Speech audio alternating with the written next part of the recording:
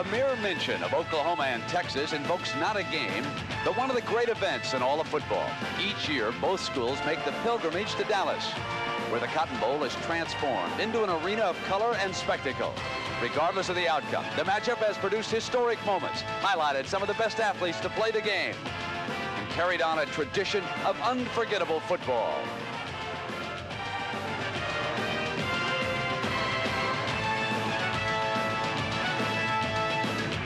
This year, the Oklahoma Sooners are walking tall as the top-ranked team in the nation. They've gotten there with a powerful offense and an overwhelming defense, outscoring their opponents by more than 200 points. They have made it look easy, and they are undisputed #1. But that position could vanish in... Today, Oklahoma battles Texas here on CBS Sports.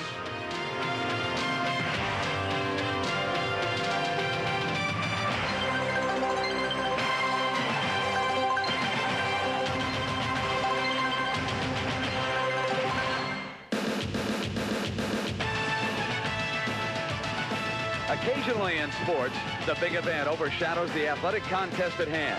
It happens at the Super Bowl, the Kentucky Derby, the Indianapolis 500, and since 1912, the city of Dallas and the Texas State Fair has provided the backdrop every second week in October for two of college football's finest teams. Today, for the 82nd time, it's the Oklahoma Sooners and the Texas Longhorns. Well, good afternoon, everybody, and welcome. I'm Brent Musburger. You know, Texas and Oklahoma have played since 1900 just to decide who has a better football team. I guess you might say it's for bragging rights in a part of the country where bragging rights are mighty important. And Oklahoma this year has a lot to brag about. They're #1 again, and some say this might be the mightiest Sooner team of them all. To find out more about Barry Switzer's powerhouse, let's go across the fairgrounds, and here's Pat Hayden. Brent, Oklahoma has every reason to brag. You see, they've got all the horses, including ones like these. You know, the last 3 years, Oklahoma has come into this game ranked first in the country. Last year was based on a dominating defense. This year, that ranking is based on an offense that leads the nation both in rushing and in scoring. Clearly, they are the favorite today, but the history of this series has taught us to expect the unexpected. Now, for more on that rivalry, let's go over to John Dockery. Pat, you're so right. This is a unique rivalry in many ways, including the site. It's neutral and about equidistant between Norman and Austin. A group of Oklahoma students continued a recent tradition of running the game ball to Dallas. We care about the national championship and the Orange Bowl and everything like this, but we let out school on Monday for OU Texas weekend and things like this because we think that's the biggest game. Beautiful territory in Oklahoma here, isn't it? Make sure you have your seatbelts on now. Plug the seatbelts on because we're in Texas.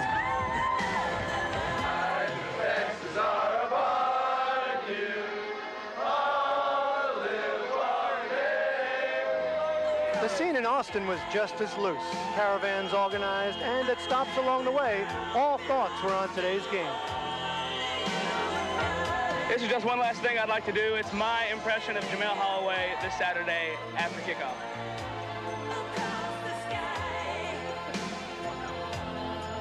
Those folks just part of the almost 76,000 fans packed in here today, half in crimson and half in orange. And Brent and Pat, interesting, another sellout for the 42nd straight time. All right, John, and another shootout is at hand. It's Oklahoma against Texas coming your way. And for in 1962, a Texas sophomore center and linebacker by the name of David McWilliams played in his first Oklahoma-Texas game.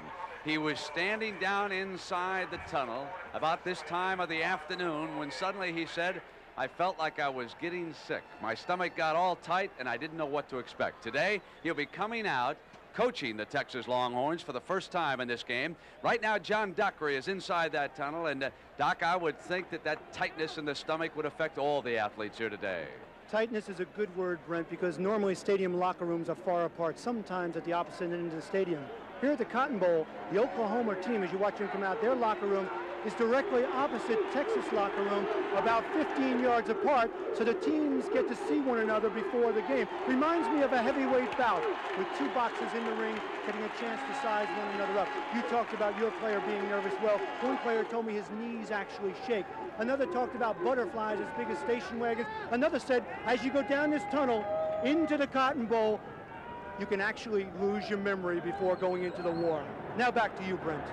All right, John, and you know, Pat Hayden, looking at the point spread on this game, it is unbelievable for me to see the Longhorns a 30-point underdog. What chance do they have here today? Well, if they have any chance at all today, they must keep it close in the first half. And to do so, I think they got to get the ball to Eric Metcalf at least 25 times in this game. He's a player that can beat you on punt returns, as a receiver coming out of the backfield, and also in the sweep on the I formation. So if they can stay close, they have a chance in the second half. Got so many stars for Barry Switzer. Point out a couple for us. Well, Jamel Holieway runs the wishbone quarterback position better than it's ever been run before. He makes all the right decisions, very quick decisions, because people are on his face right away. Keith Jackson is simply the best tight end in America, and you need a good blocking tight end in the wishbone formation because they run a lot of strong side plays. All right, so Barry Switzer and the Sooners of Oklahoma come in here with an unblemished record. Is this Barry's best team? Well, these group of athletes over the last 2 years, only 2 games, both to the same school, Miami. They are on a mission this year.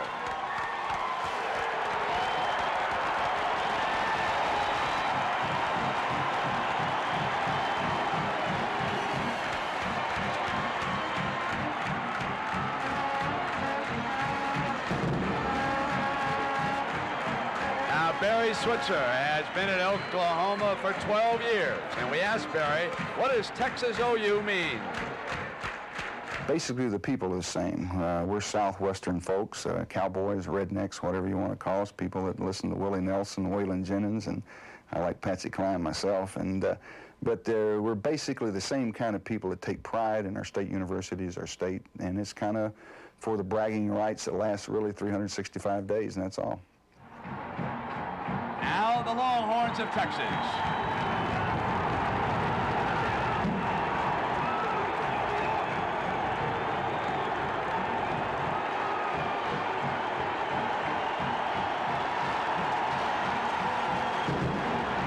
Coach David McWilliams.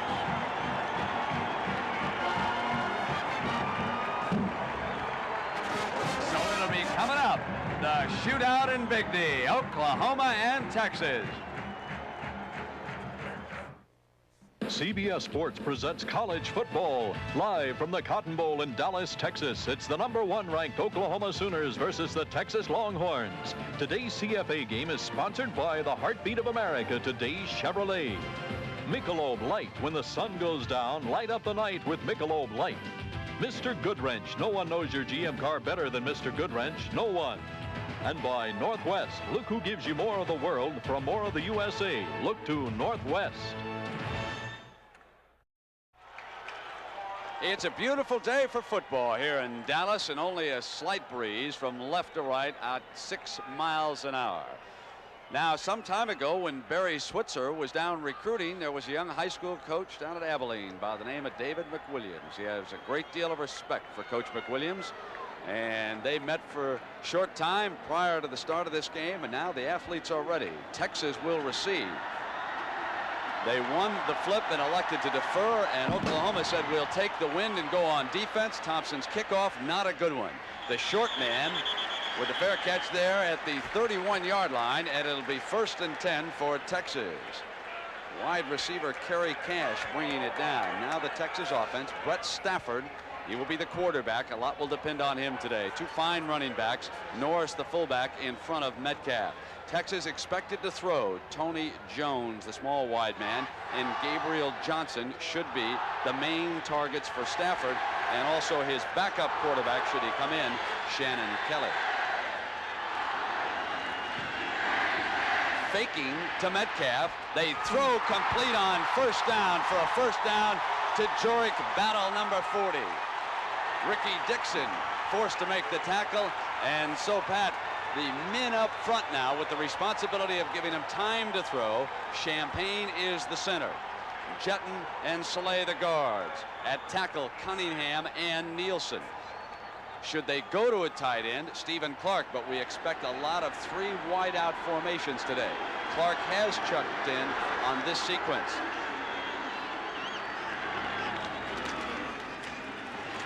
They run Norris, the fullback, straight into the middle of that Sooner defense, and Troy Johnson brings him down.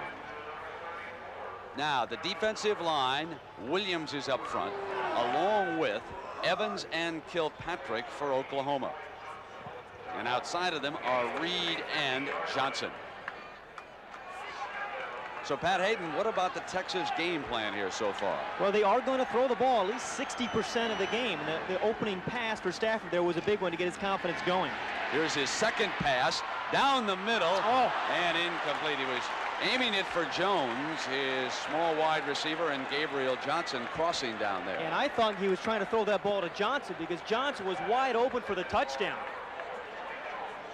Now the rest of the defense, the linebackers, Dante Jones replaces Bosworth.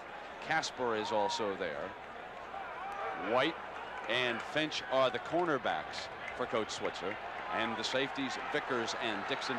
Vickers the leader in that secondary. This will be a 3rd and 9 for Stafford and the Horns. Off the delay, it's Metcalf. Stop at the 50. Great tackle by Dante Jones, number 50. And Texas does this a lot in passing situations. They love the draw play to Metcalf, giving him a chance. Now this Sooner defense, last year they dominated college football. This year they're very solid, but they're tough to run draw plays against. Good read there by Jones, number 50, read it from the very get-go and stepped in and made the play. Now Alex waits to punt it for Texas. Barefoot, left-footed punter, and he'll take it out of bounds. And that ball is going to be marked at the 31-yard line. A bad punt of only 19 yards. We'll be right back. Bevo somewhat concerned that Texas didn't cash in on a scoring opportunity when they had that wide receiver all alone down there. He has told Stafford and the other wide receiver to get their act together. Now, here comes the wishbone of Oklahoma. And the man who pulls the trigger is number 4, Holieway. Great speed in the backfield. The fullback, 45 Carr, the first option for Holieway to watch.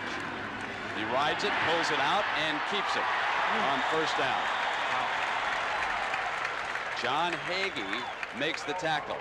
Now the Oklahoma offense, Holieway the trigger man, great speed with his halfbacks, Stafford and Collins. And the fullback, number 45, Lydell Carr. Carl Cabbiness, when they elect to throw the ball to a wide receiver, is a preferred target. And of course there is also one Keith Jackson. 2nd and short. This is what the wishbone of OU's frequently puts you in. Here's Carr. Great hit by the defensive front that time. The Texas defense came up tough that time, led by Thomas Aldridge and Dwayne Duncan. And one of the keys in the triple option is you must first take away the fullback. And that's exactly what happened there, because if you don't take away the fullback inside, that's the first option, Oklahoma is just going to keep running the fullback at you time after time. Well, now it is 3rd down and 2 yards to go, and let's see what they come up with here on the wishbone. Stafford, the left half, is 25. Collins, 33, is the right half. Pulls it away from Carr, keeps it again himself, and quickly the Horns were up, led by Britt Hager, number 60, a main man. Senegal helps him out.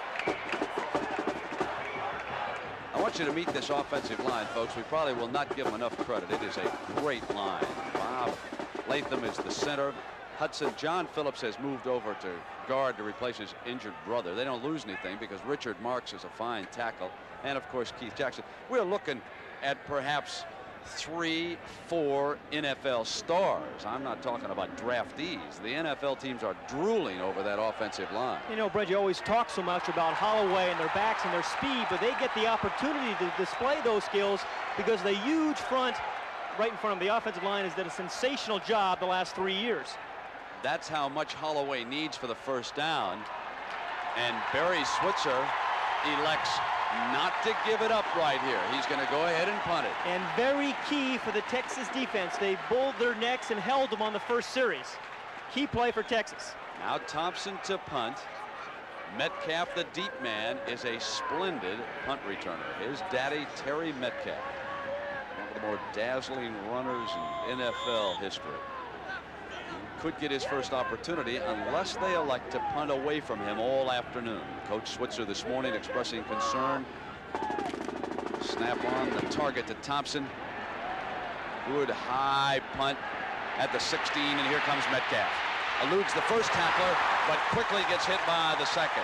That was Dixon, number 34, who came down. A 44-yard punt, and they stopped Metcalf right there in his tracks.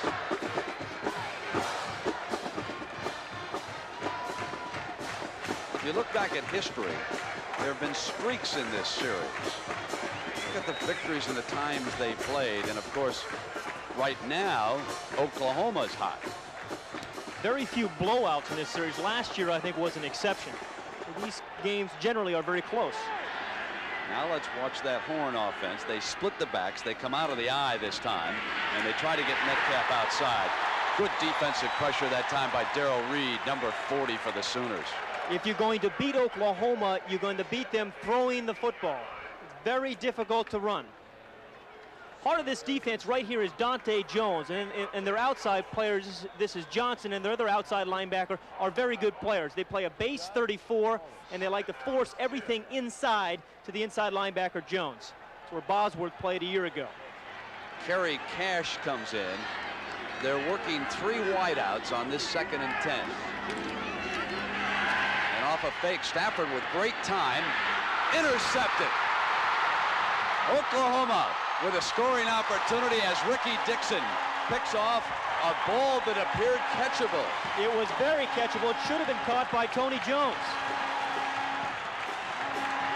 Now Stafford will get criticized for the interception, of course, but Jones clearly should have caught this ball, and it would have been a real play. He was going to catch the ball crossing the middle. Good protection was the key here for Stafford that allowed him to step up into the pocket. And the ball is well thrown to Jones. He jumps high, but it clearly should have been caught. It tips up, and there's Dixon to make the play. A good center fielder. Now, great striking position for Holieway and the Sooners. And they ride Carr, and again, that is twice that the Longhorn defense has met Carr. And Ken Hackenack. Now, I want everybody to remember that name. He's number 68. He is a sophomore out of Belleville, Texas. He's 6'9".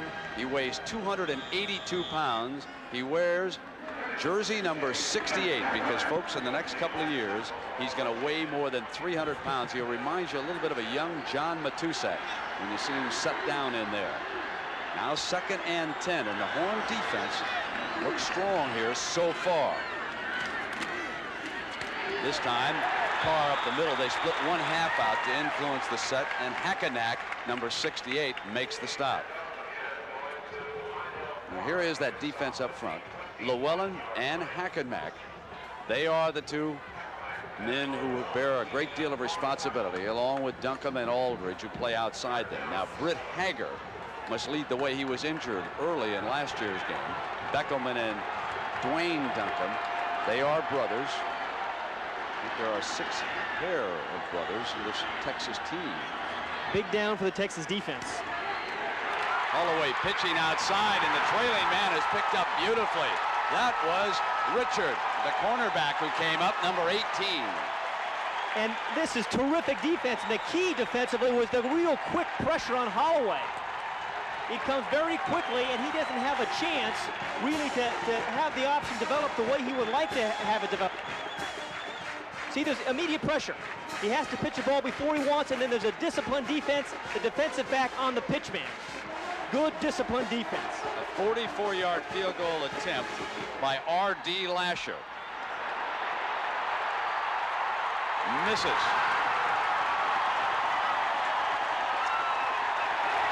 Oklahoma is favored by 30. Someone forgot to tell the Longhorns. We're going to be free at last. You know, if they had kept Coach Garrett, they would have had Judd Garrett in their backfield. don't fire the coach when he's got sons who are great athletes. 1st and 10 for the Longhorns, and so far this has been all Texas. Metcalf trying to dance outside, tripped up down at the 25-yard line. Curtis Williams coming across, number 93, to pressure him that time, but you can see how dangerous Metcalf is. The quick feet as he was stepping outside that time. Well, I'll tell you, Pat, the Horns survived a turnover here. And they didn't do that last year in the blowout. You can see what's happened in their first 2 games where they lost 12 turnovers. And they've begun to run the ball a little bit more the last 2 weeks. Again, that formation with 3 wide receivers. Fumble on the snap. Stafford dove back after it. To beat Oklahoma, you can't have any plays like that. You have to play as well as you possibly can. You can't have any mixed exchanges and interceptions. Now, well, we've got a moment. Talk to me about the formation here as we see the fumble there on the snap. Stafford going back after it along with a teammate. The Horns recovered, but why 3 wide receivers? I would think against the Oklahoma power defense, you'd want a tight end on all the time. Well, David McWilliams came into this offense last year at Texas Tech because he didn't have a tight end, and now has really enjoyed and found the advantages of 3 wide outs. Well, they send Metcalf out, and they run the draw on 3rd and 13 with Norris, and Norris comes out to the 30-yard line. Jones and Casper, the 2 inside linebackers, bring him down. You know, 3rd and 13, you think it's a bad call. I like it. Again, you don't take too many chances early on against this Oklahoma defense. You want to get to the 4th quarter in a close ball game. You run the draw, punt the football, and play defense. Now Waits got off a bad punt in his first attempt. Let's see if Oklahoma tries to press him a little bit this time. Boy, that freshman quarterback, Charles Thompson, is back there as one of the Sooners' return men, I see. Shank again. Off the side. And it'll be spotted at the 36-yard line where it went out of bounds. 34 yards. Waits struggling. We'll be right back. Pat, how does the wishbone operate for OU? Well, it's the triple option, and the key is the defensive end. This is what Holieway is looking at first. If that defensive end comes up the field, he will give the ball to the fullback. That is the first option. However, if the end comes down and takes the fullback right there, Holieway will then come down on the line of scrimmage and either keep it or pitch it to the trailing back. That's where you get the 3 different options. Now, Oklahoma coming into this game, their starting backfield was averaging 7.5 yards a rush. That's incredible. Texas has shut down on them here so far.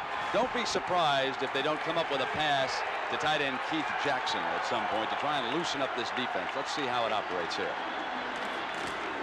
Now they run right straight ahead with Collins. They changed the look that time. Hagee and Senegal forced to make the tackle. And a nice change of pace. We saw the fullback dive earlier. That's the halfback dive. He gets there much quicker than the fullback does. And they got 11 yards as a result. All year long, Nebraska and Oklahoma will keep one eye on each other. How good is that Oklahoma offensive line? Well, Coach Switzer, with a chuckle today, said, we like to think that our backup line at Oklahoma offensively is the 3rd best in the Big 8. He said, we'll give Nebraska number 2. And look who's here. Brian Bosworth over there on the Oklahoma sideline. Little strike time off, and so the Lord of the Earrings gracing us with his presence here today. Nice do, huh? Love that do. Here is the first down. Collins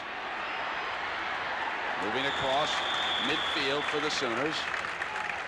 What I love about Patrick Collins is the way he follows his blockers there. He just waited, and hugged the hip of the lineman in front of him and picked up, about 6 yards. So, yeah, a lot of fast running backs, which Patrick Collins is. He's got great speed.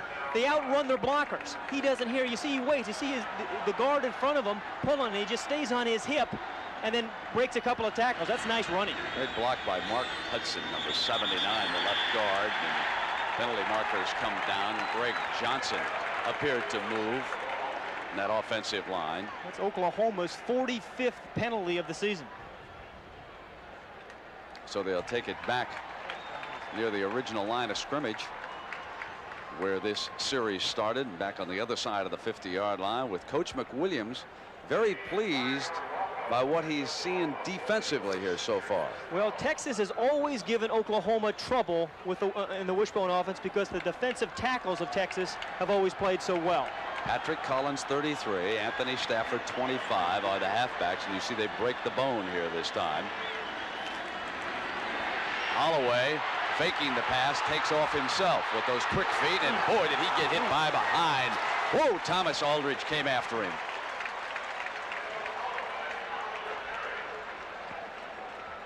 The defensive end is going to come right inside as you see him come up the field. Now, again, this formation is very much a draw formation for Oklahoma. When they break the bone like that, and he goes right past him. See Jamel Holieway. Runs right past the on-rushing defensive end. They split Jackson outside on the right, Cabbiness on the left. He wants Jackson, lobs out of bounds, and I'll tell you, that might be interference. Well, it should have been, because the ball was in the air when the defensive back pushed him. And that ball should have been catchable. Now that was Hagee, who simply took him out of bounds with the push, and if I'm not mistaken, Hagee had a couple of personal fouls that were critical in the game a year ago. So Todd Thompson will punt. Well, this may turn out to be an interesting first half. They did not call it on the sideline. They marked where he went out, and there was no penalty flag thrown. So it was a good aggressive play in the eyes of the officials that time. Thompson with a beautiful punt. Metcalf will let it go, and it'll go on into the end zone. I mean, Thompson boomed one. 49 yards. It'll come out on the 20-yard line. All right, the scene in Dallas is simply this.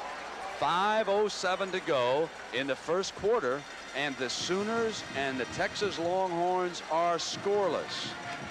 Now, tomorrow, we'll be bringing you the replacement games again at 12:30 Eastern time.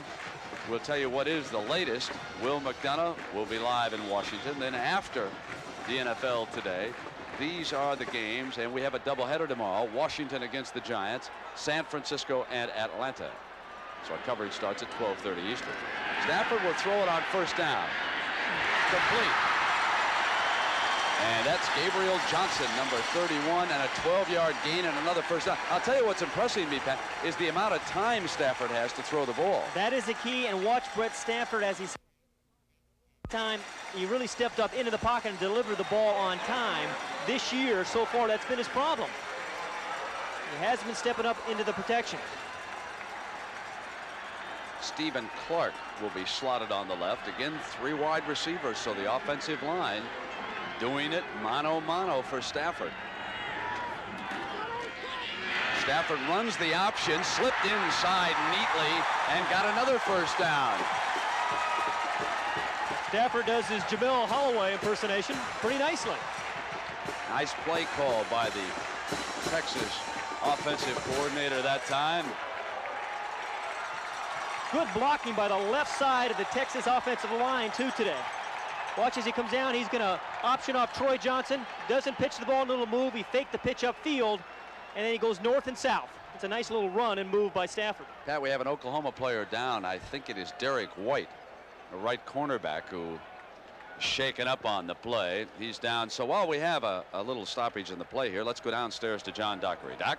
Brent, you remember our conversations with David McWilliams. One of the things he was concerned about was keeping his team on an even emotional keel, and an intimidation factor. Well, I get the feeling down here on the Texas bench, especially defensively, that they are definitely not intimidated. They've gotten over that factor of playing the #1 team in the country, team that's averaging over 50 points a game. So that's one hurdle that Texas is over. Now back to you.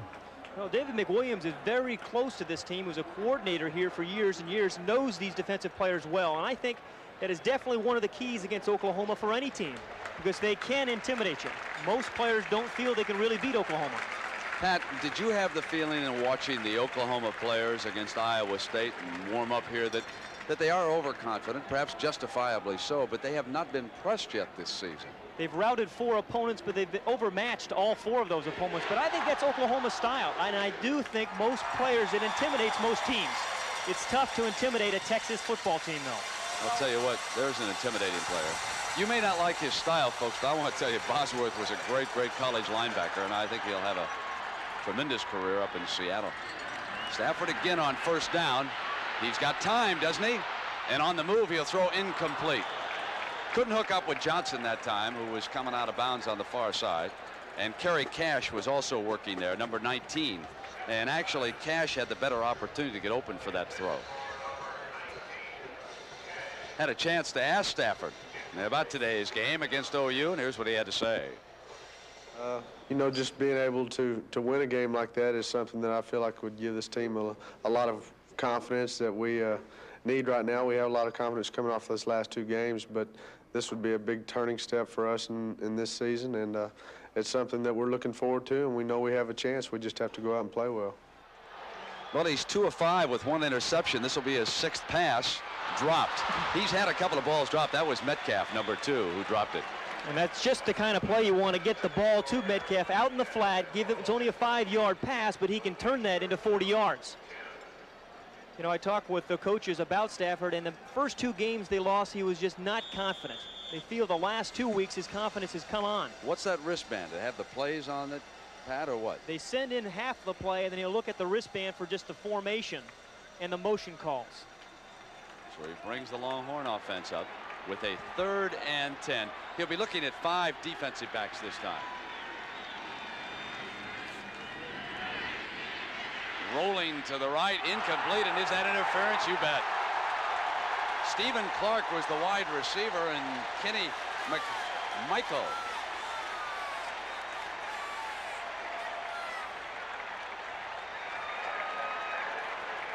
He simply tackled him over there on the side. There was no question about whether or not it was interference. Yeah, but the frustrating thing is the route wasn't run even deep enough to pick up the first down. So McMichael actually could have let him caught this ball, and he still wouldn't have had the first down. But yeah, clearly McMichael runs right through him when the ball is in the air. It's a good call there by the official.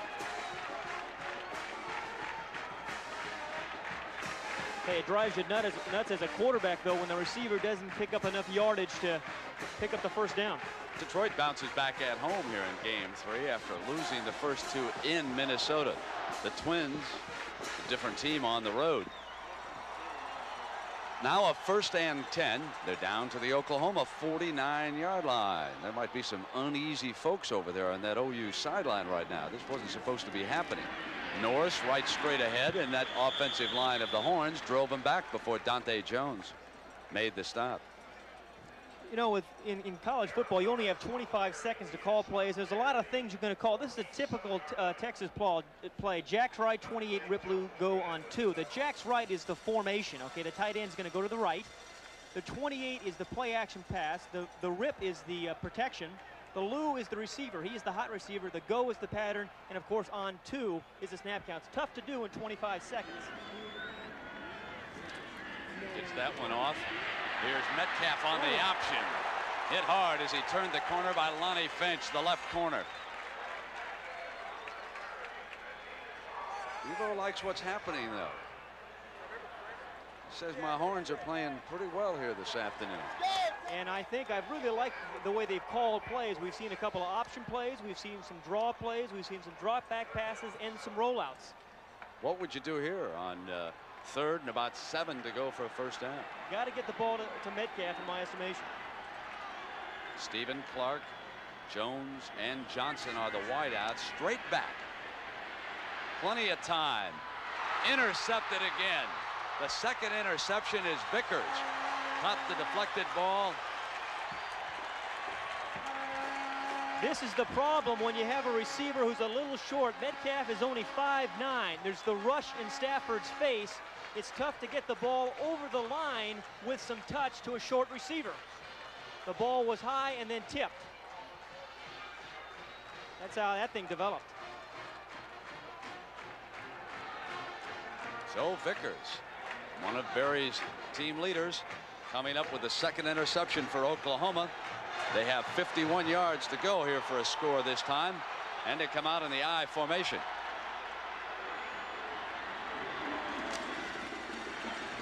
They were going to bring him around. Fumble. Texas ball.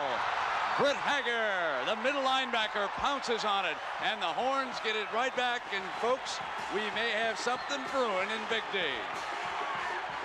Like we said, the longer that Texas can stay in this football game, the greater their chances are of winning. They've survived 2 interceptions here. Here is earlier on the interception to Metcalf. He is lined up at tailback. This was the earlier interception. Now there's some pressure up in the front. Now Metcalf tries to drop this ball over some tall linemen.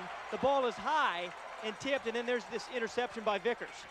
Texas with the ball at the Oklahoma 43-yard line and a first down off the draw fake. Stafford incomplete down the middle. He simply threw it up over everybody. Tony Jones, I guess, was working that pattern, but that ball really wasn't even close to him. And here's the fumble. This reverse was actually very well set up. Stafford had a big opening on the right side, but there was a bad exchange on the pitch.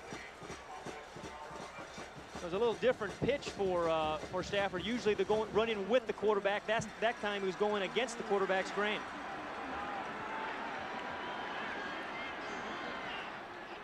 Now on second down, the quick throw outside to the flanker, and Gabriel Johnson comes to the 40-yard line before Curtis Williams, 93, tackles him for the Sooners. I'll tell you one thing about this Texas game plan. They have shown every possible play here in the early going, as another Sooner is down injured on the field, with unbeaten Clemson rolling again this afternoon. And here they are faced with a 3rd and about 7, a very important down for Texas, because they pick up the first down, then they're in field goal range. We got a moment here while there's an urge around the field. Let's go to New York and Jim Nance. Jim.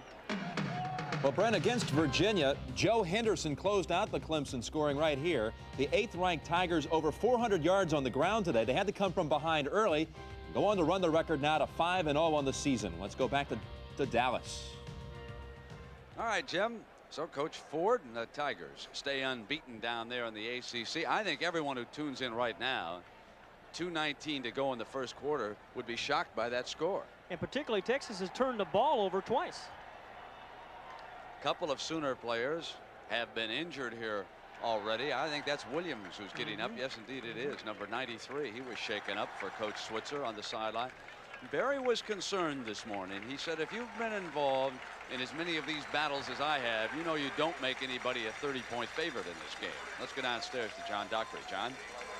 Thank you, Brent. This man needs no introduction. Of course, Brian Bosworth. Boz, you've been in a few of these. What does this rivalry mean to you? I'm telling you, they're playing a great game out there today. This rivalry is where you throw all the statistics away and you go out there and you see who's the baddest on the field at that time.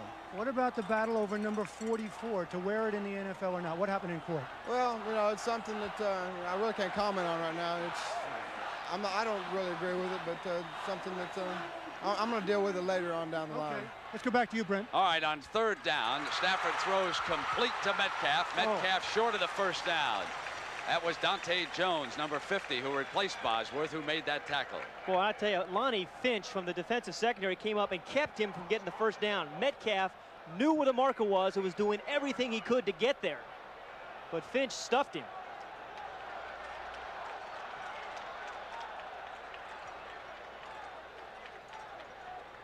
Wayne Clements comes in for the Longhorns here on 4th down and almost 2. It is over a yard.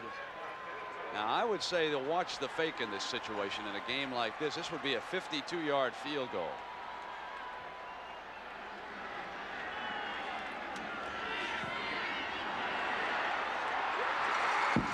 It's good. Woo. There is a penalty marker down. The field goal is good.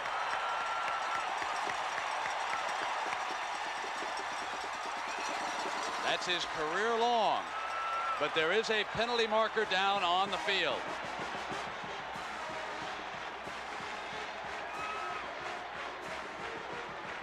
Now, does David, if it's against Oklahoma, does McWilliams take points off the board and get the first down? Take the first score? Isn't that what you would recommend? Absolutely. Against Oklahoma, when you're this underdog, you take the 3 points. Here's Hagee conferring. And the coach is discussing it over on the sideline. Now Hagee looking over. He said, do you want the first down? Exactly, Pat. Yep. McWilliams is signaling decline the penalty. That's a good decision. I'll tell you, there is a rule that a lot of coaches follow. never take points off the board. It's automatic. And even though it's only a field goal and they would have had a first down at the 30-yard line, it is still Texas 3, Oklahoma nothing. And how do you like this? You know, Brent, I think those are the toughest decisions for a young coach to make. You know, you're assistant all your life, and all of a sudden you're cast into a head coaching job. This is only his second year. Those are the kind of decisions now that fall on you. Now, Coach Switzer cannot be happy about what's happening emotionally at the line of scrimmage. There is no question that his Sooners have been out-hit here so far. And he must regain the initiative. Make no mistake about it, folks. He's loaded with talent. He's got great athletes. Now, they assess the yardage on the kickoff here, Brent. Now it comes out to the 50, and you wonder, do you try the onside kick? Boy, wouldn't that be some play right now for Texas? It is obvious that they're going to try everything here this afternoon. And then when your field goal kicker comes up with a career best against Oklahoma, you've really got him into the game now.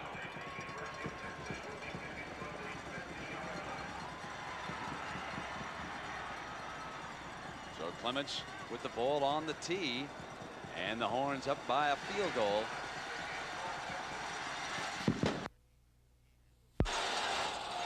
Fielded at the 22 and down quickly right there. And now, boy, I'll tell you what, the Texas defensive players will come a knocking now. Well, the intimidation factor is gone now. Texas believes it's in for the long haul. 4 quarters of football. We got a football game, and I'm going to tell you, I'm surprised. Let's watch this defensive team now and see how they hit. We got Llewellyn and Hackamack up front.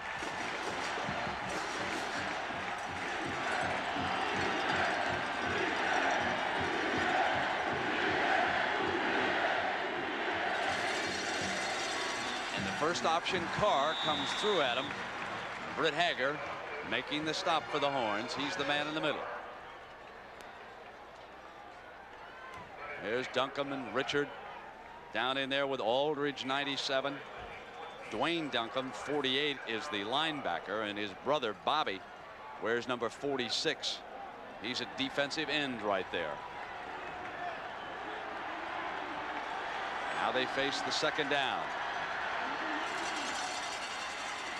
And they pound Carr right straight ahead, and that Sooner offensive line coming off the marks that time. John Hagee making the tackle, but Hudson, Latham, Phillips, and Johnson going back after him.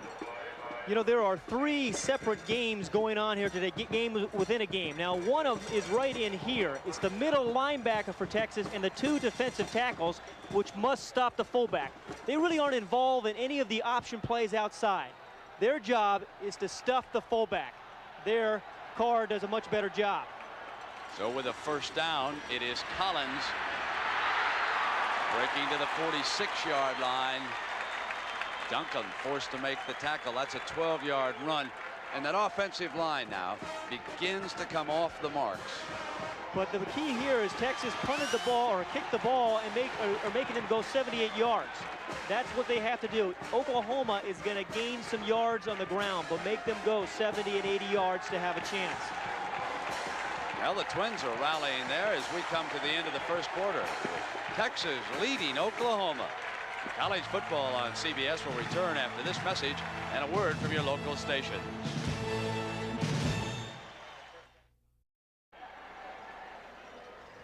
It's an impressive record so far this season by the Oklahoma Sooners. They have routed 3 of those 4 opponents, and against North Carolina it was 4 touchdowns to none. But this afternoon, Pat Hayden, Texas leads by a field goal. And I think one of the interesting things is this Oklahoma team really hasn't been in a game in the 4th quarter, hasn't had to compete in the second half of a ball game. On the first down here to start the second quarter, Holieway kept it, and Hager couldn't bring him down. He broke the tackle. The middle linebacker couldn't bring him down, and Hagee was forced after 18 yards to make the stop. It's just incredible to me. Holieway weighs 180 pounds. Hager is 225. but it shows you how strong Holieway is. It's not just all speed with this young man. The left end is going to go for the fake. That's the first thing that's going to happen as Holieway comes down the line of scrimmage. And that's the perfect read. When the end comes down, he keeps the ball. It's the triple option. They run Carr inside the 35-yard line. Hackamak bringing him down along with Hager that time. So Oklahoma moving for the first time on this drive after the Texas field goal. They will score today, there's no doubt about it, but the Texas defense is making it very difficult. They haven't allowed a big play yet.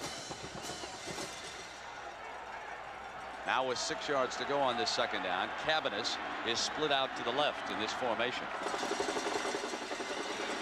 Off the option, fumble. Ball went out of bounds, however. Touched last by Oklahoma. You know, you've always heard so much about Oklahoma fumbling the ball. Coming into today's game, they have fumbled 21 times, although they've only lost 6 of those. But you know, Oklahoma just doesn't look real intense to me right now. They didn't look intense during the pregame warm-up, but like you say, that tends to be their style. And it is 3rd and 12 against David McWilliams. 5 defensive backs come in.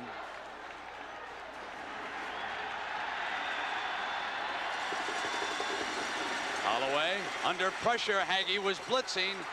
Great catch by Jackson, out of bounds inside the 10.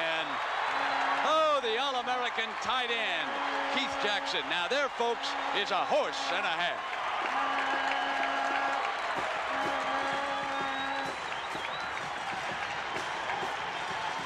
I'll tell you, this play was set up all through the years because Jackson always runs the post pattern. This time he breaks it to the corner. All season long, he's gone inside, not outside. A new his ball on the numbers. A well-thrown pass. I think the corner route actually is the easiest pass to throw. 33 yards. Oklahoma with a 1st and goal. Touchdown, Carr.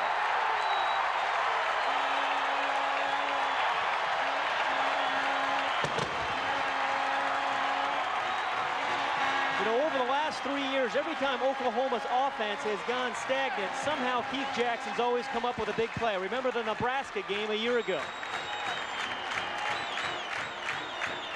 What'd you ask him about the passing game today, Pat? I asked him how much he was going to play today because he was hurt. He said, well, I'm going to play just on the passing downs, all 3 of them. He's got 1 out of the way. Lashar to attempt the extra point. The Sooners bounce right back. They give up a field goal. Jackson with a great reception. They score for the first time, and they lead it 7-3.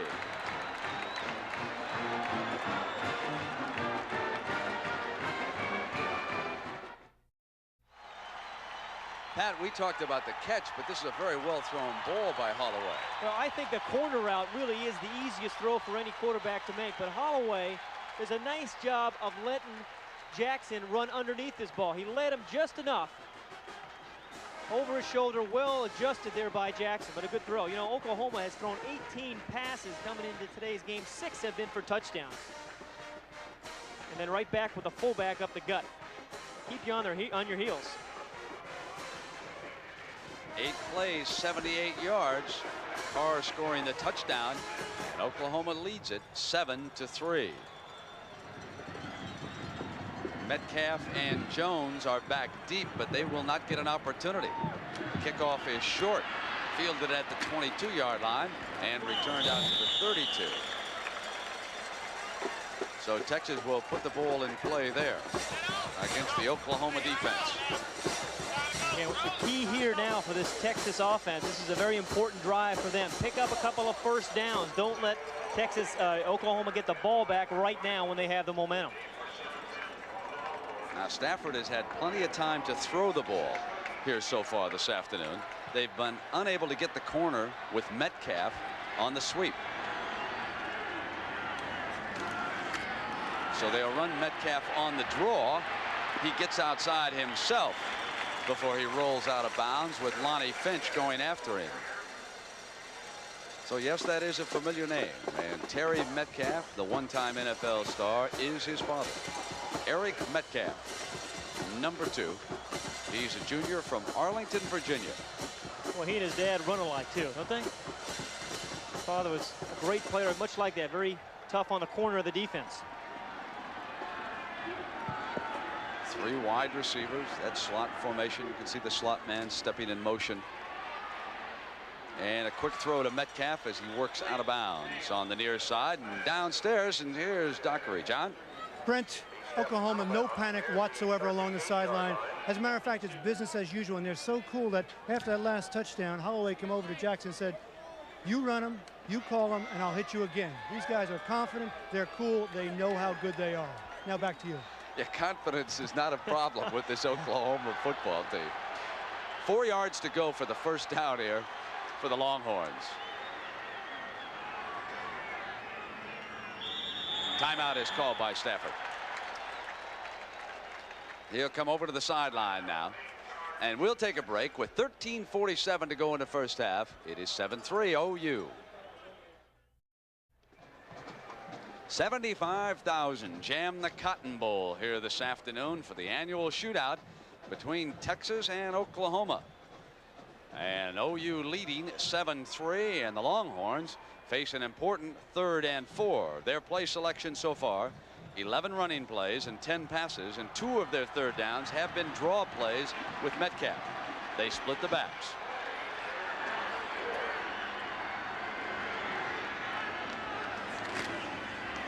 Stafford on the option is stopped. Dante Jones, he burned him with an option earlier in the game, but not this time, Pat. Well, you have to remember Oklahoma sees an awful lot of option during the week. Dante Jones, number 50, right there in the middle of your screen, reads it perfectly. Steps outside when he saw the guard block down and plugged the hole. That's a very nice read by Jones. He's played well today. Backup fullback McKinley could not get at him with the block and waits to punt again. He has struggled so far. This is a low line drive, takes a bounce on Thompson and gets past him, and now Texas can down it inside the 5, and they will. A 55-yard punt. It took a Texas bounce. You know, this was a difficult week for Coach Switzer, not only worrying about how to convince his players that they might not be as good as their press clippings, but then there was the article which appeared down in Dallas in one of the morning papers about the possibility that Texas, or I should say Oklahoma players, have raised money by selling their tickets. And Barry, of course, throughout the week was answering questions about the problem down there. And right now his Oklahoma team comes up to the line of scrimmage, 1st and 10 at the 2. And almost busting out of there is Stafford. And here's what Coach Switzer had to say about the newspaper story when we asked him. I knew it was coming.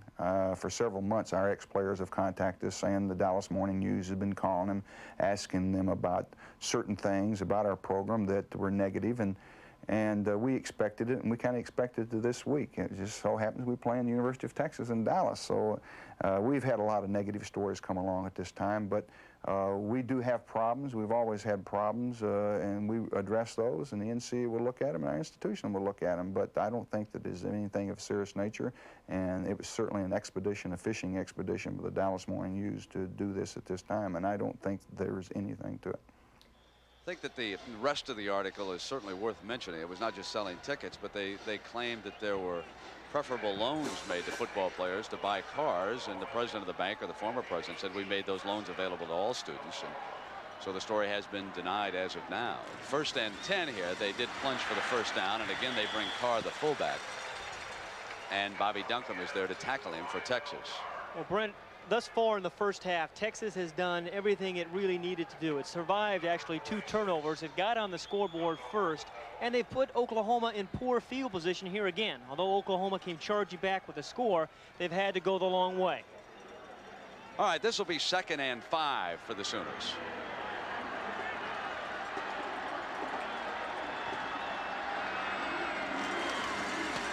Holieway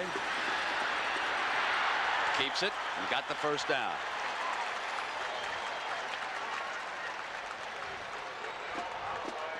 You know, Brent, we talked about 3 games within the game. We already looked at the fullback game and the tackles. Here's the second game. This cornerback on the wide receiver. He is going to play him man-to-man all over the field all day long. They are really oblivious to whatever else is going on the field. Again, he runs him upfield, tries to wear him out. Later on in the game, they may go right by him for the deep ball. For 2,000 yards, that's a new quarterback record at Oklahoma, and they bring Anthony Stafford straight ahead. I'm going to tell you, Hager, number 60. Number 60 has a great deal of meaning at Texas, Pat. Well, the middle linebacker here has always worn the number. The great ones have. Jeff Lighting was an All-American. Tommy Nobis, of course. Fred Akers gave it to Hager a few years ago, and he's worn it pretty well. Now 2nd and 7 yards to go for the Sooners.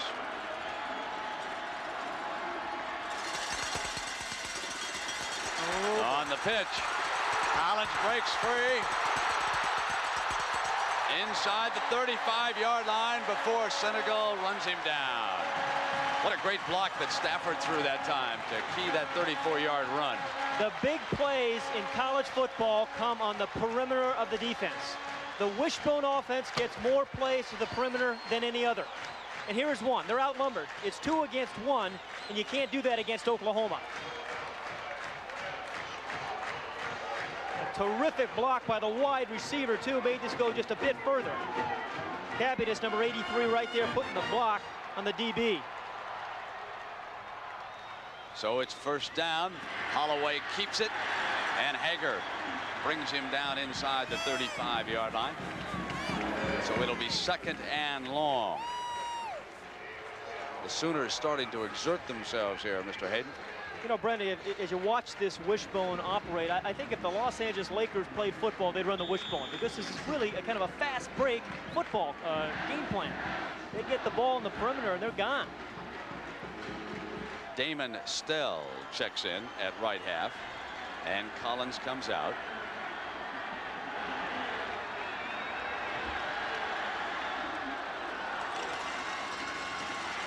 And they'll use Stell right away. He will not get free. Great pursuit that time by Beckelman, number 92.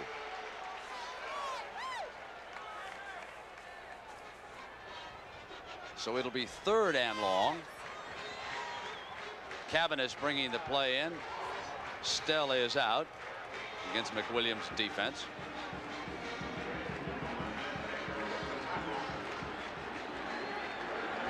I want to apologize for the poor quality of transmission you're experiencing right now. We're working on it. We'll get that corrected. Holieway keeps it, tries to get the corner turned, and cannot. That was Tony Griffin, the left corner, who rode him out into that Texas sideline.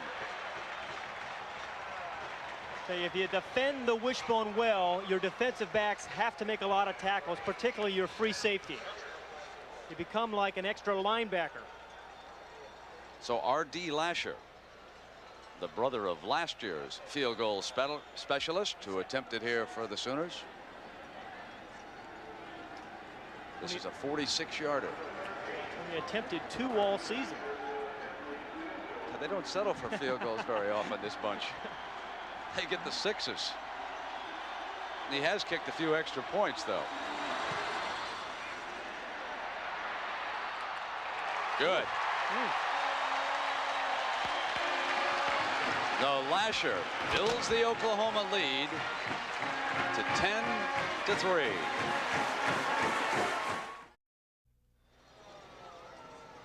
Oklahoma's Thompson to kick it off, and so far he has kicked it short. Kept it out of the hands of Metcalf and Jones. Let's see what he elects to do this time. Same thing. The kicking game plan, go to the short man. Samuels at the 24, and he is hammered down there at the 27-yard line. I think that's good coaching by Barry Switzer. Don't let Metcalf beat you. Now next week we're going to offer you a couple of games and split the country. Those of you in the East certainly want to see Penn State, how they've improved since that Alabama loss, and the unbeaten Syracuse Orangemen. How good are they? And then down here in this part of the country, the number 2 ranked team, Nebraska, will be taking on Oklahoma State, and the Cowboys playing well. 2:30 Eastern time for those 2 games on CBS. Syracuse is one of those teams you don't hear much about, but boy, they play good defense. Tough place to play up there in the Carrier Dome. So here's the offense this quarter, how the Sooners have turned it around. They have 8:42 to go in the first half. Stafford again with time. Penalty marker is down. Incomplete. He wanted Battle. There's a penalty flag thrown back at that protective pocket, and it will be a holding call against the Horns. Old Darrell Reed, number 40, the defensive end, was claiming somebody got a takedown on him. Had his old helmet off. There he is. This guy has a chance to be the first time ever in the Big 8 to be all Big 8 4 years in a row. Likes to play. Really come off the corner. What do you figure with this crowd? Some of them are still waking up from the party last night. Long night last night. What do they call it? Souse Eve? Yeah, a lot of them will wait for that Northwestern score too, I'm sure. Yes. Well, they came in. They were out there in their Winnebagos, their cars. So it is 1st and 20 after that holding penalty. Metcalf goes in motion. And Norris goes nowhere. And I think you could hear the popping. Let's go downstairs to John Dockery. John? Brent, thank you. Billy Sims, what's going on here? Oklahoma comes in as over 30-point favorites and having their problems. That's all media hype. I don't care what the score is or what type of season it is. Always a tough game when Oklahoma and Texas get together. But what about the offense? It's sputtering. I think the offense is trying to do something different from what they normally do. It's just go back to their game plan and run the ball. Right at them, they'd be successful. You're talking power football. Power football, and I'm used to that at Oklahoma, so it's had to get back to that game plan. Okay, Brent. All right, thank you, John. Oh, Stafford did not fool Darrell Reed.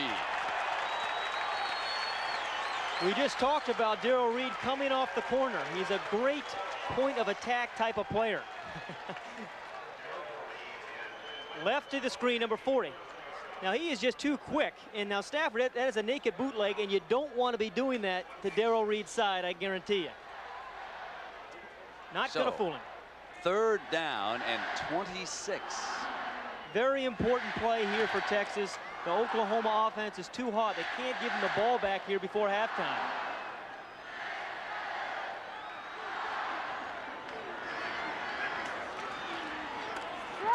Metcalf. Another great defensive play. This one by Williams. Out of Pine Bluff, Arkansas, number 93. And the OU defense made a great stand, and their fans who have traveled down here loving every tackle. Metcalf has carried the ball 6 times against this defense for no yards. And Waits backed up in his end zone this time.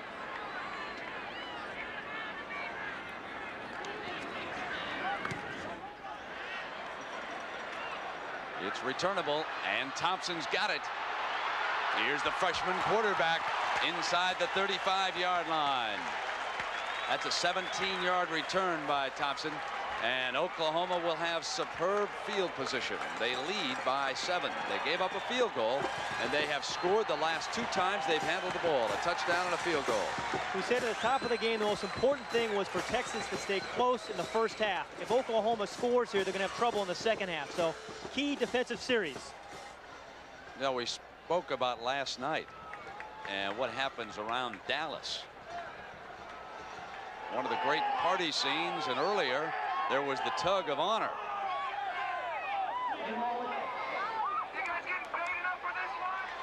And Holieway handing off to his fullback, in case you're wondering who won the tug of war.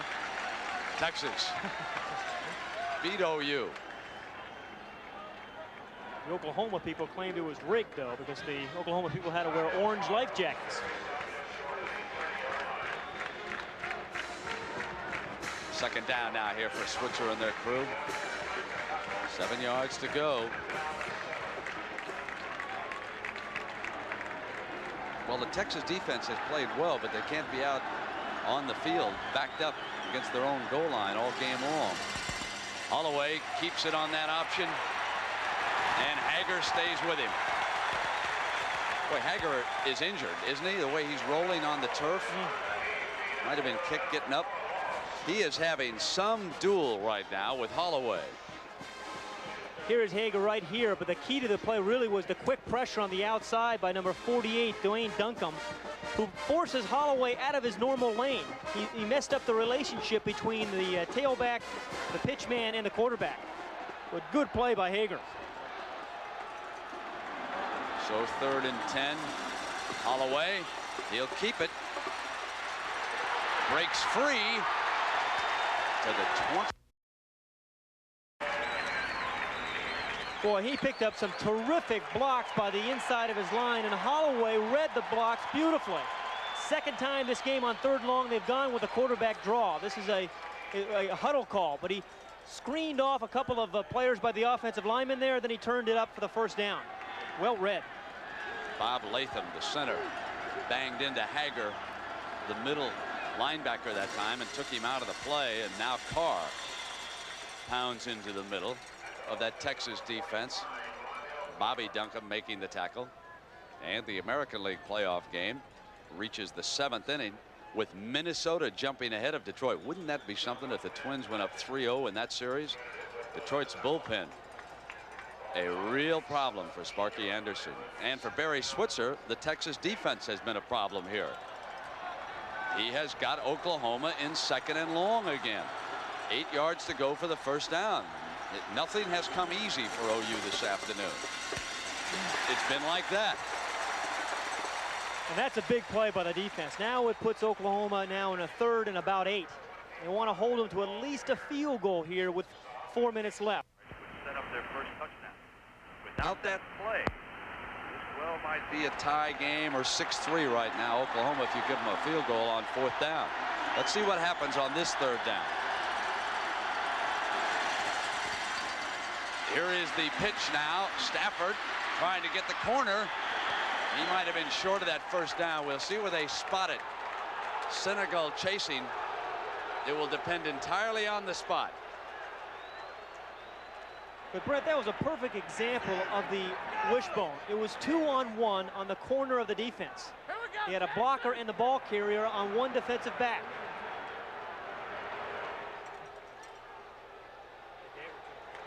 Got it. Okay, Oklahoma's halfbacks are sensational blockers.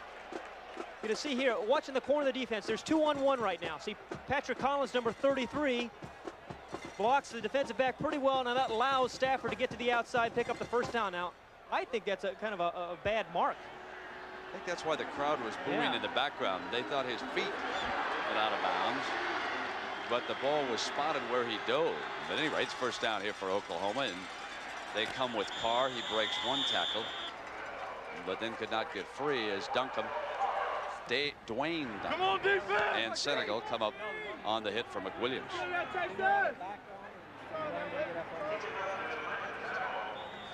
Now we're going to take another look here. I think maybe Stafford's feet actually were out of bounds before the marker. Yeah, he is out of bounds before the marker. That was a bad mark by the official. Now it's 2nd and goal. Here comes Collins. He'll be out of bounds at the 5-yard line. That was Hagee. I tell you, that mark, it becomes a critical play, I think, down here.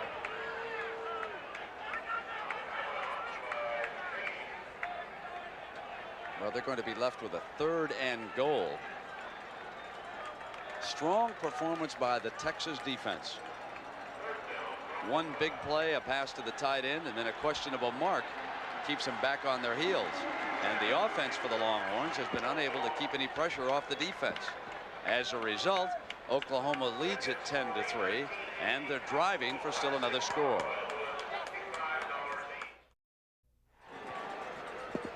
Pat Hayden, now how do they split the tickets? We've got a total of 75,000 here. It is right down the middle, 50-50. So somebody's happy every play, I guess, huh? Barry Switzer wants to move the game up to Norman every other year. It's said to be worth $6 or $7 million to the merchants up there. It's 10-3. The Sooners leading the Longhorns. 2:41 to go in a half. And here comes a 3rd and 5 for Holieway and friends. He'll throw. Touchdown, Jackson. And a penalty marker down at the line of scrimmage. And I think that's offensive interference. I think Jackson pushed off. There is a flag on both sides of the line of scrimmage.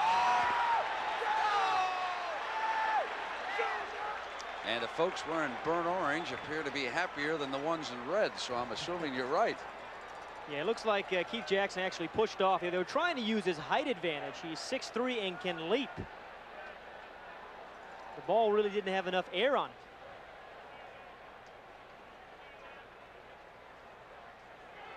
There's the personal foul signaled against the defense.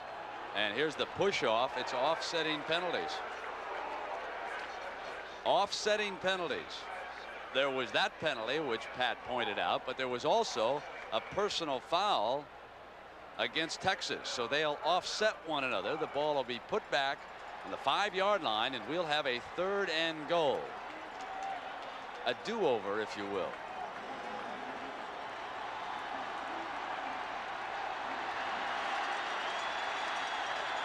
Now they put Jackson on the left side for Coach Switzer. He's looking for him again, and he is hammered as he releases the ball. That was Richard who got in on him, the right cornerback. Big play by the Texas defense, forcing the field goal attempt. Boy, he really got in Holloway's helmet, didn't he? A lot of inside quick pressure on Holieway. He hangs in the pocket pretty well, though. He felt it, but he hung in there pretty well, but just gets splattered. So Oklahoma to attempt another field goal or a fake. Lashar. It would be 22 yards. Hammers it up there. Another 3. Well, it's 13-3. Sooners over the Longhorns. 2:28 to go in the first half.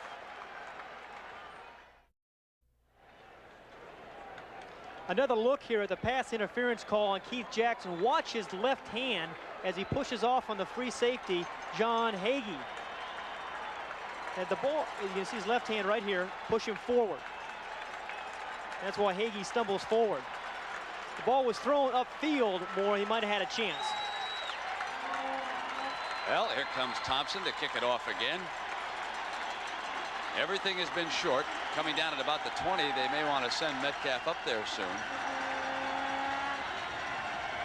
Metcalf is talking to the up back too. Coming up at the half, the Prudential College Football Report. Jim Nance in New York.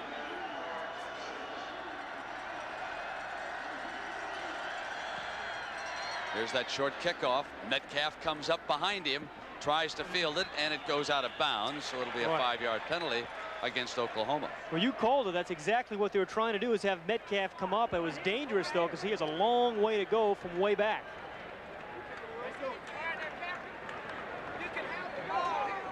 Well, of course, at the conclusion of today's game, we will select a Chevrolet Most Valuable Player from each team, and Chevrolet donates a $1,000 scholarship to the General Scholarship Fund of both Texas and Oklahoma. As we think about Texas's next drive, they still have 2 timeouts with 2:28 left. They haven't generated much offense other than their first drive. Stafford needs to hit a couple of passes.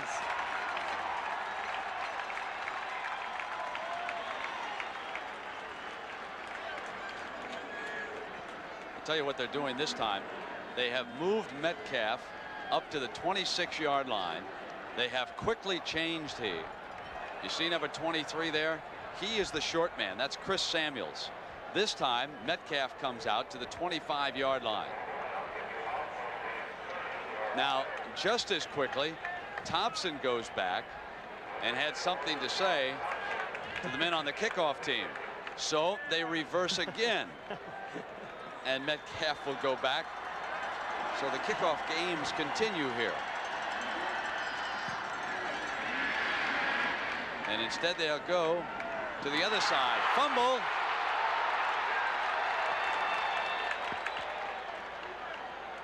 Robert Sullivan, number 47, fumbled the ball on that side. And Texas will come up with it at about the 27-yard line. I tell you, that is one of the subtle things about football. Barry Switzer has made the decision he's not going to let Metcalf beat him, so he's going to kick to the ball, the short man. Goes right through his hands. I think this is a very good coaching. It's like when you play Notre Dame, you don't punt the ball to Timmy Brown, in my estimation. Number 86, Mark Semmelman, recovered that loose ball. So it'll be 1st and 10 for Texas. They trail Oklahoma, but only by 10 points.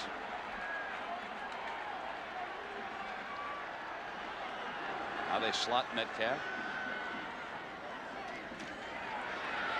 Stafford looked at him, but he was covered, and he comes back the other way to Norris. He is tackled there at the 25-yard line. Dante Jones, number 50, coming over on the tackle. Look at what's happened, how this game has turned around this quarter.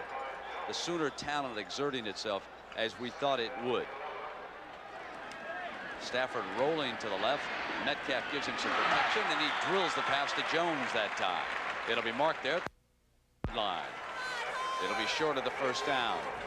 Clock down inside of 2 minutes here in the first half. The hurry-up offense keeps Oklahoma's nickel defense off the field. Stafford runs Metcalf on the draw for a first down, tries to break free and gets to the 45-yard line, and Vickers, number 10, a standout safety, brings him down after 11 yards. Clock is stopped at 1:38. A well-run 2-minute drill thus far. 2 quick passes, then you give the ball on the draw to Metcalf. Nice sequencing of plays. Terrific cutback by Metcalf. The man can cut on a dime. Stafford swings it out to Norris. Norris to midfield. Texas with 2 timeouts left and the clock running down to 1:10. They'll work this play at the line of scrimmage. Stafford quickly gets the snap count out. Here comes Metcalf again. Another first down. Breaks inside the 40. They'll stop the clock while they move the chains. A 12-yard run. And again, one of the keys here is Oklahoma has been unable to get their nickel defense in. Even a field goal would look mighty good for the Longhorns before intermission. Timeout is called by Oklahoma. The defense will go over and confer. So while we've got a break, let's take a look at these 2 fine schools, Oklahoma and Texas.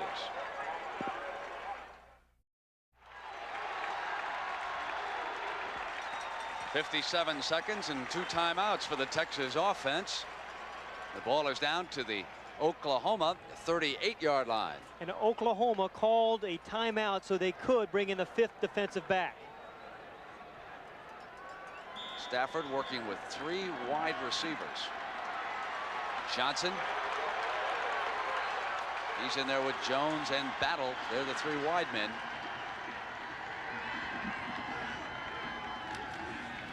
Stafford runs the option, and Norris, the fullback, gets close to the 30-yard line.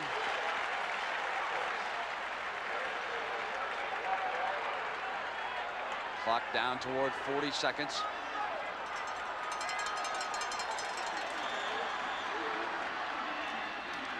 Rolling to the right.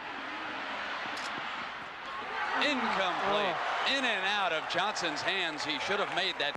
I think Lonnie Finch may have gotten a hand on it, Brent, the defensive back, who read the pattern. Defensive backs will sit back when they see a man out in the flat. They know the wide receiver is going to run a curl. He read the pattern and drove on it. So it'll be 3rd down. 3 yards to go for the first down. 30 seconds and 2 timeouts. But with 2 timeouts, they can run 2 plays on the ground and pick up the first down and then decide what they want to do.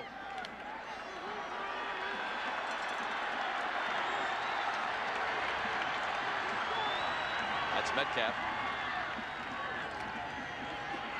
Norris on the draw, short of that first down, I believe, depending on where they spot the ball. Let's see where they put it down. So one of 2 timeouts being used with 24 seconds to go. So many great players have come through this rivalry, such as Steve Owens. Do you remember him? And what happened to Steve? He scored more points in 1 year, 138, than any other Oklahoma player. Went on to win the Heisman Trophy, played for Detroit, and he was the first player on the Lions to rush for more than 1,000 yards plus in a single season. Well, he now lives in Norman, Oklahoma, and he certainly remembers playing in Dallas during the State Fair. Here's what Steve had to say from his office there. The whole environment of the State Fair, there's so many people there, there's so many things going on, just the excitement of the crowd.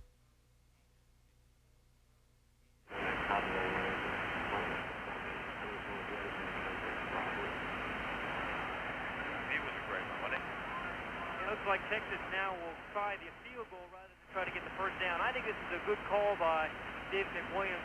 Important for his team to get at least 3 more on the board before halftime. 46-yard field goal. 24 seconds to go.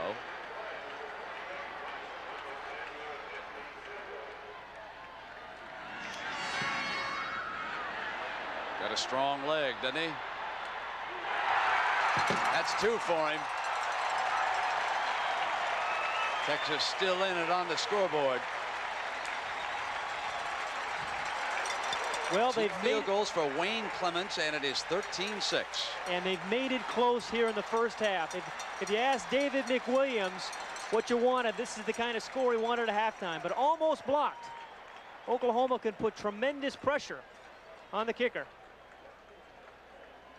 It's number 29, the free safety, Dixon, coming in, who almost got a piece of it.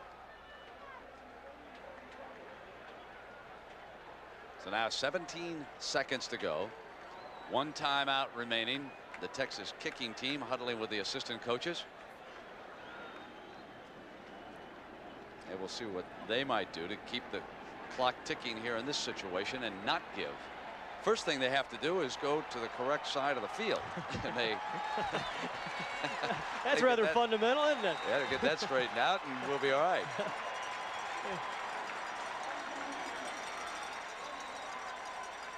What they've accomplished, but I want to tell you, keep one thing in mind. They didn't score touchdowns. They were forced to kick field goals, and they got down to the 5-yard line once, and that Texas defense held. I think I'm more impressed with the Texas defense than I expected to be so far in this game. They have played their hearts out here, haven't they, Pat? Well, the tackles, the inside people have played very, very well. But they're matched against number 1, and Oklahoma will prove it. I mean, they are loaded. They'll kick it on the ground. It's fielded there at the 13-yard line and run out of bounds by Bernard Hall. Interesting story. Bernard Hall came out of Detroit, Michigan as a quarterback, was shifted to running back. They've got so many running backs there that Barry Switzer has made him a tight end. There is the heir apparent to Keith Jackson. He says, oh, he'll go about 240, 245. Run 4.3, yeah. And that's not downhill either. Yeah, I wonder about those Oklahoma players. They time them all downhill. Yes. And can you believe Stafford 4.29? He should be headed for Korea and the Olympics next year. Moving like that. Here comes Jamel Holieway. 15 seconds left. They'll just run the clock out, and they'll take this 7-point lead on into the locker room. They're not going to serve up an interception and give Clements an opportunity to kick a 3rd field goal. That's the end of a surprising first half. The Texas Longhorns hang tough. They trail Oklahoma by only 7 points. They were a 30-point underdog. Now, the biggest play of this game and the difference so far came on this 3rd down pass from Jamel Holieway to his great tight end, Keith Jackson. Jackson working deep. Fine pass, a splendid catch, and from there on the next play, Oklahoma scored. Jim Nantz will be along, the College Football Report, after this message and a word from your local stations.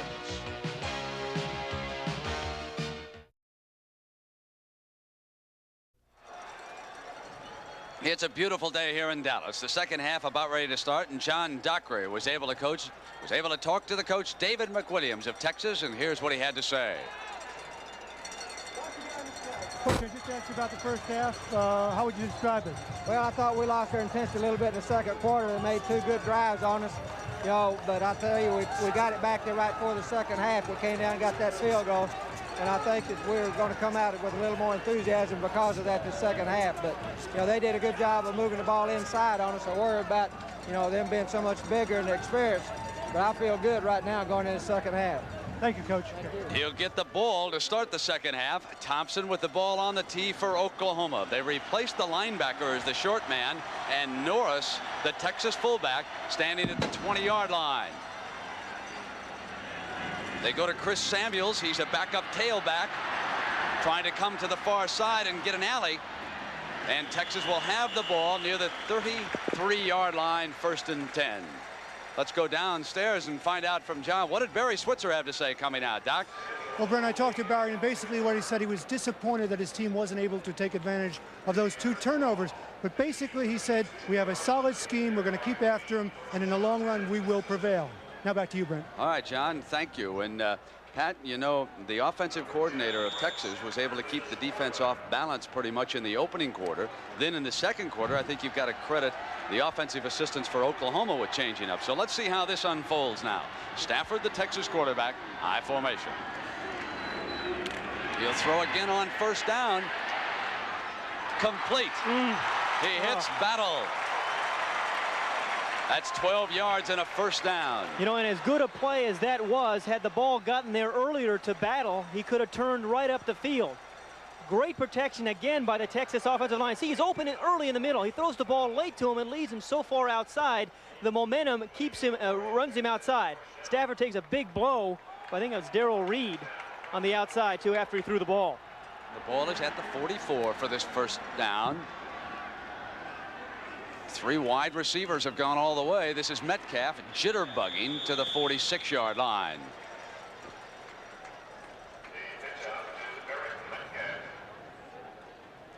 So we get a final. Detroit back in that championship hunt. They trail Minnesota 2-1 as Pat Sheridan wins it with a home run. So welcome to the Cotton Bowl in Dallas, Texas. Along with John Dockery and Pat Hayden, I'm Brett Musburger. Have we got a surprise here?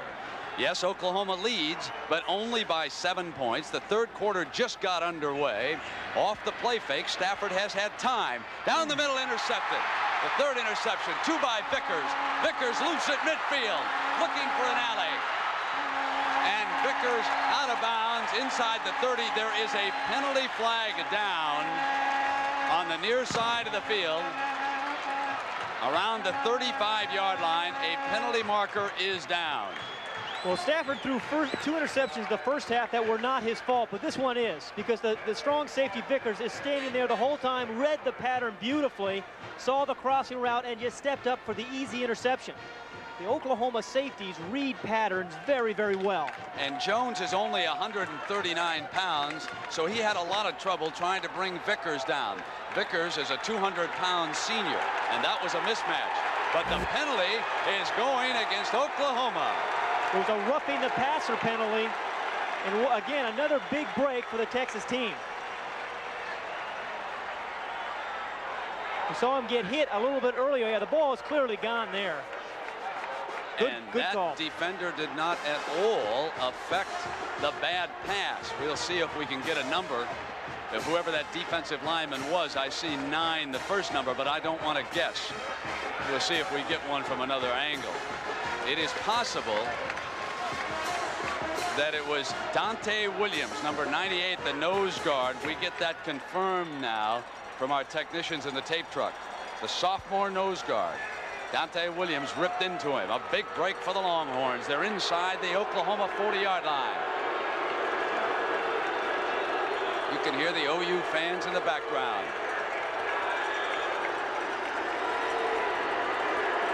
The Horns down by 7. Metcalf in motion. Complete to him. Almost spinning free at the 35. I'll tell you, Vickers is playing a whale of game at safety. He just would not let go. Now, for those of you who perhaps have been watching the baseball, Nebraska easily. They were favored by almost 50. How about Auburn beating Vanderbilt here this afternoon? Florida State bouncing back from the disappointment of a week ago. And in a dogfight in the Southeast, tied with a field goal apiece. Clemson stays unbeaten and untied. And would you believe that? I mean, Indiana didn't beat them. They thrashed them. And Michigan State leading Michigan right now. So on second down on that draw play, Metcalf squirts free. First down for Texas. Would you believe what's happening? The first series in every half is always the most important. Texas got a break, of course, on the penalty after the interception, but now the momentum is on their favor. What they need now is to go down and get 7 points. Don't settle for 3 here. A nice little call. Get the ball to your best player, Eric Metcalf. They've thrown the ball downfield a couple times. That time he got a good block. Allowed himself to slip through a crease there. The 3 wide receivers are Johnson, Cash and Jones, and Metcalf goes up on a wing. Norris, the blocking back. Stafford under trouble, steps away from pressure and throws to Metcalf. Now Washington shutting out Arizona State in the second quarter. Penn State with Blair Thomas scoring 3 touchdowns. Blair Thomas has been red hot the last few weeks. Alabama in the fourth quarter tied with Memphis State. Coach Curry had to change quarterbacks down there a couple weeks ago, and look at Florida and Oklahoma State. So we have run through the top 20 now. And here is a second down and 5. And he has plenty of time. Incomplete over the middle, intended for Metcalf. He was crossing over into the middle for Coach McWilliams, and Casper, the linebacker, had the coverage. I think it's really important, though, for Texas in this series not to get the field goal. So this is and the touchdown instead. They're down by 7. This is a very important play at 3rd and 5. Well, they are going to send it in. Stephen Clark will bring it in from the sideline. They use a lot of hand signals, but Johnson comes far to the left. Jones goes up to the right. 5 yards for that first down. Stafford. He's got it. He's got Clark. That's a first down at the 15-yard line. They'll spot the ball there.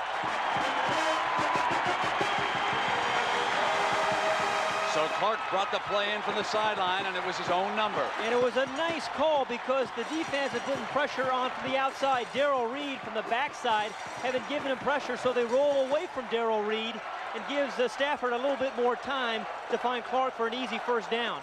They had run that play about 4 times earlier, but thrown to the wide receiver. Now sometimes they'll look for Metcalf and come with the fullback, Norris. Let's see what the Horns come up with. Here's Norris. He gets across the 15, down close to the 13. Curtis Williams, 93, bringing him down. This is a performance that you can build a program on.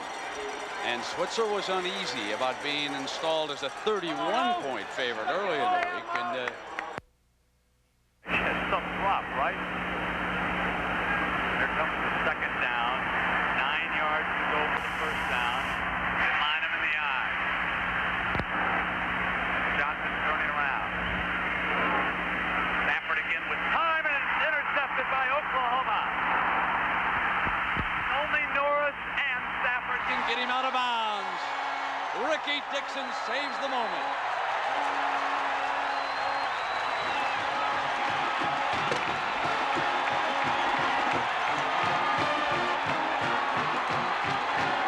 Just said the Oklahoma safeties do a good a job as reading patterns as anybody I have seen.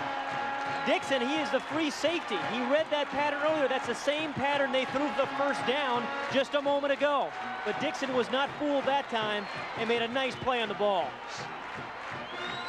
Here is the safety Dixon at the top right. Here is the man in motion. He's going to run out in the flat. It's the same pattern they ran for the first down just a moment ago. He reads it and steps in front, and he's off to the races. Stepping in front of Battle, returns at 50 yards. 1st and 10 for the Sooners. Wishbone fumble. They go in to unpile them. Oklahoma retains possession, 2nd down. The reason you see the Oklahoma quarterback fumble so many snaps from center, and they've done this for years, is because they're getting out underneath the center so quickly, trying to get the ball to the fullback, or at least the fake. It happens so quickly, they fumble the ball an awful lot. They have ever since they've begun to run the wishbone. Now 2nd down for Holieway. Collins and Stafford are his halfbacks. Carr the fullback. Holieway keeps it, and he cannot get away from Duncombe. Hackamack, 68, also coming across, along with Duncombe, 46. This will be 3rd and long. They put Oklahoma's wishbone into a passing situation, leading by only 7 points here. 9:50 to go. Cabbiness out far to the left. Only one running back, the fullback, Carr. Holieway going for Cabbiness. Touchdown, Oklahoma.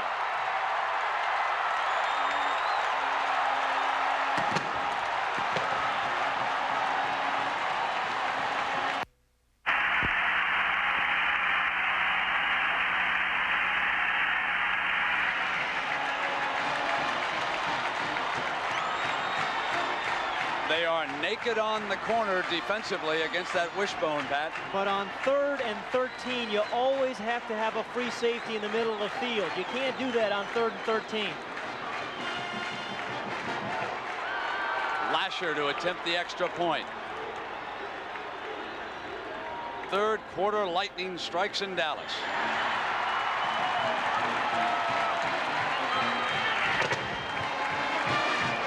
Two huge plays. An interception and then a touchdown pass by Holieway as Cabbiness broke from the left side into the middle. And it was 6 points on a perfect throw from Holieway. Now we'll see how Texas responds. A year ago, they quit. Well, we apologize for the audio difficulties. We'll work on that. 3 plays, 40 yards, and it was Cabbiness for the score. What happened to the free safety? They broke the bone. Well, on 3rd and 13, the free safety really has to be in the center of the field, but they went for man-to-man coverage, and he jumps on the back, who's lined up in a wing position, and there's a huge gap in the middle of the field. Again, on 3rd and 13, you need someone back there giving the corner some help. No inside help for the corner. It's an easy throw and catch. So the big play gets the touchdown for Oklahoma. They lead Texas 20-6, 9:29 to go in the 3rd. That short kickoff. Fair catch, which you can call for on a kickoff at the 29-yard line. Have a moment here. Let me remind you, tomorrow we'll be on at 12:30 Eastern time. The NFL Today, Terry Bradshaw will be in our New York studio. We'll talk about the strike and then our games. We have a doubleheader tomorrow at CBS, and we will also feature a couple of late games. Washington against the Giants and San Francisco against Atlanta. We'll start our coverage at 12:30 Eastern time. So now Brett Stafford stays in at quarterback. Rolling here. He has Johnson open. He throws to Norris, the underneath man, and he's out of bounds at the 35-yard line. So disheartening for Stafford and the Texas offense. They were driving for a possible touchdown the last time out when they threw still another interception. Well, that is Stafford's 3rd interception. Remember, he had 1 called back, though, and you have to wonder at what time does McWilliams go to his backup, Shannon Kelly, who he's very high on as well.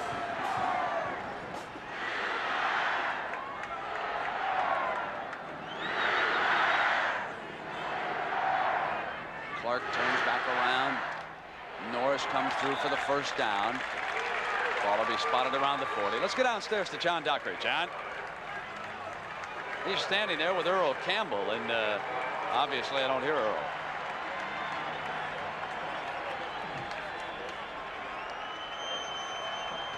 Switzer said he was the best he's ever seen.